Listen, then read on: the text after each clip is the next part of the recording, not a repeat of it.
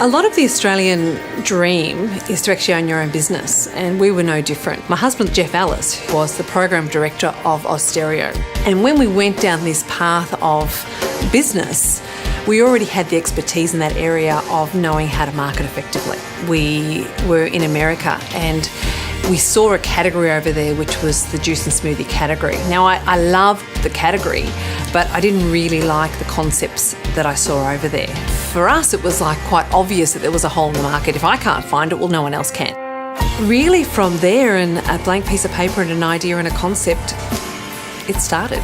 Now, the beauty of having someone involved in radio at the time is he understood the power of radio, and not only the power of radio, how to utilise it really effectively. At the time, SAFM for us, and this is in 2000, had a 72% reach of our core target market. And really, marketing's all about who's our market and how can I get as many of those people to know that we exist and feel good about it.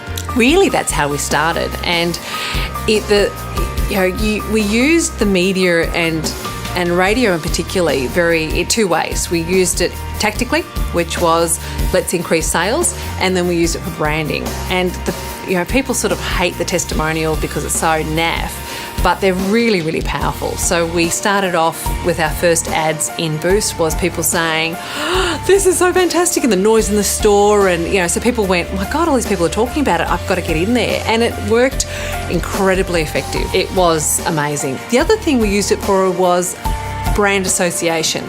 So we were the first people to actually sponsor Hamish and Andy. But look, it wasn't just using radio that actually grew the brand. It was actually how to use it. So it was not about going, okay, let's just go and then just do a spread of station. It was, okay, we're using it, tactically in this show. Who are those people? Who listens to it at what time? And so it was very purposeful how we used it.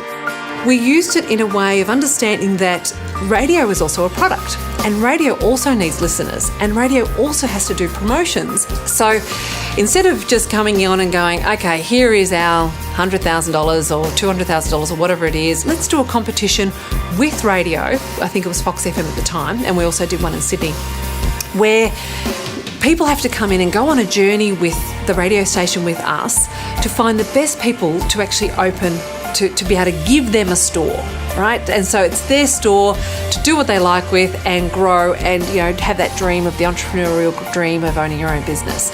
So it played on many parts. Now, that was probably the most successful promotion we've ever done. To make any business successful, which I now know, which I learned along the way, was you need to have all the elements. You need to have the product right, you need to be in the right position, you need to have the right people, but you also need to have all the right promotions. What we found was when we were looking at trying to reach the maximum amount of 1835 women for the dollars that we had, which was pretty minimal, radio did give us the biggest bang for the buck, and you could have a lot of fun with it. So in many ways, radio for us has been very successful.